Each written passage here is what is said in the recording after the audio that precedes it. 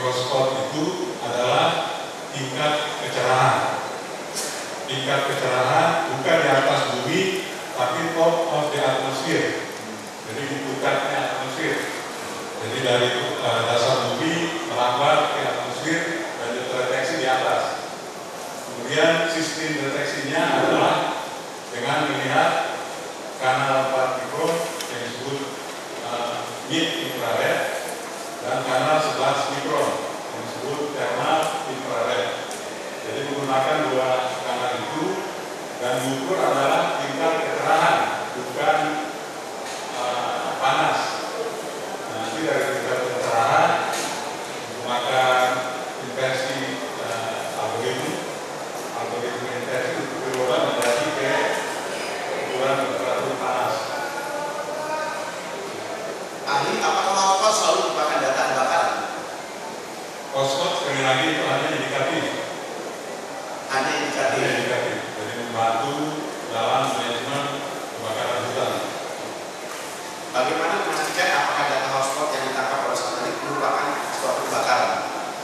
Oleh karena itu, dalam ranah ilmiah, karena ini hotspot tidak hanya digunakan untuk manajemen kebakaran, tapi sekarang juga digunakan untuk scientific evidence yang akan nanti digunakan sebagai legal evidence karena ini terkait dengan lingkungan. Oleh karena itu harus mengikuti protokol yang ketat dalam menentukan apakah ada aksi atau tidak, yaitu dengan melakukan proses deteksi, rekognisi, dan identifikasi dalam secara sewaktu. Jadi syaratnya deteksi, rekognisi, dan identifikasi dilakukan secara sewaktu. Nah, untuk menentukan apakah dia terjadi hotspot itu adalah fire spot, maka harus dilakukan rekognisi. Rekognisi juga harus dilakukan real time, sewaktu. Yang dilihat waktu rekognisi adalah dua. Yang pertama untuk memastikan apakah itu fire spot atau bukan fire spot. Itu yang pertama. Kemudian kalau kedua, kalau dia fire spot, maka ditentukan berapa koordinatnya, karena resolusi hotspot itu adalah 1 kilometer, jadi dia bisa melenceng jauh. Jadi kalau itu ditentukan dia fire spot, diukur koordinatnya, kemudian kalau di lapangan berarti sudah langsung dilakukan tindakan pemadaman. Pertanyaan selanjutnya, BMKG menggunakan data dari mana? Apakah Anda tahu? Kalau tahun 2014, BMKG itu masih menggunakan data dari NASA. Dari NASA. NASA yang bersumber dari satelitnya. Jadi NASA itu bersumber dari satelit Aqua dan Terra. Bagaimana hasil data yang dihasilkan oleh satelit Aqua dan Terra? Jadi pada tahun 2014 prosesi dari hasil deteksi dari hotspot dari satelit Aqua dan Terra itu dilakukan oleh NASA secara global. Oleh karena itu, kalau kita meminta data dari NASA itu terlambat 1 hari, 24 jam. Data-data yang diterima BMKG itu data-data bukan data-data yang real time. Bukan real time. Jadi data yang kemarin baru diterima hari ini. Jadi kalau istilah kita di lapangan, orangnya sudah mampus, rumahnya sudah habis terbakar, baru kita terima data hotspotnya. Apakah ahli mengetahui masa pakai satelit Aqua Terra? Kalau di websitenya 199/2002 memang dirancang untuk 5 tahun. Untuk 5 tahun. Terhitung sejak kapan? 199/2002. Jadi sebenarnya 2004 sama 2007 dianggap sudah melebihi umur pakainya. Jadi kesimpulannya ahli apa? Satelit Aqua Terra itu gimana masa pakainya apa sih dulu? Ya,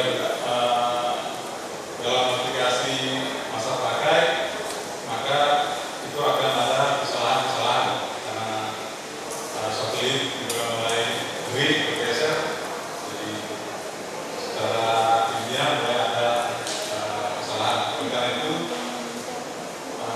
NASA dan NOAA sekarang juga sudah menunjukkan SWOMI National Polar Orbit Partnership 2011 Oktober. Jadi apakah ada dampak dengan kadaluarsanya masa pengguna satelit? Pasti berdampak. Dampaknya apa secara spesifik?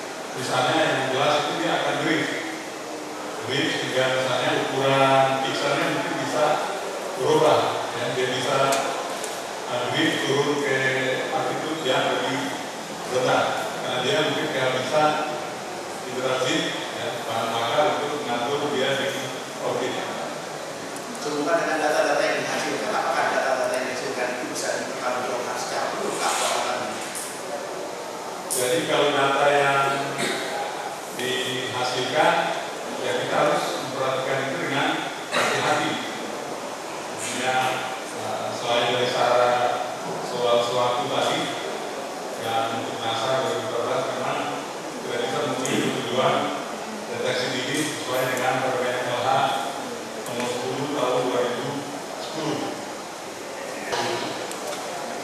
Jika ahli diminta oleh PT sebuah perusahaan untuk menjadi konsultan, dalam hal ini PT ini mau memenuhi kewajibannya, Pak. Ya, kewajibannya itu diatur di keputusan Dirjen 248 tahun 94, di mana pemegang izin itu wajib melakukan pencegahan selaku ahli ekspor jika diminta oleh perusahaan, ya, dengan keahlian apa yang ahli sarankan kepada perusahaan, apa saja perusahaan yang perlu disiapkan terkait dengan ini. Mohon ahli jelaskan. Jadi ini pertanyaannya ya? Enggak, kami belum bertanya. Ya, selaku keahlian saudara, jika ditanya berdalilkan dan keahlian saudara, kami mau mencegah kebakaran, apa yang saudara sarankan? Jadi yang pertama yang kita harus lakukan adalah soal peringatan dini. Peringatan dini itu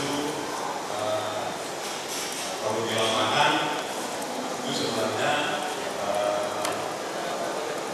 praktisnya adalah kalau 10 hari tidak ada hujan atau 0 mm, maka itu sudah peringatan dini supaya harus siap-siap.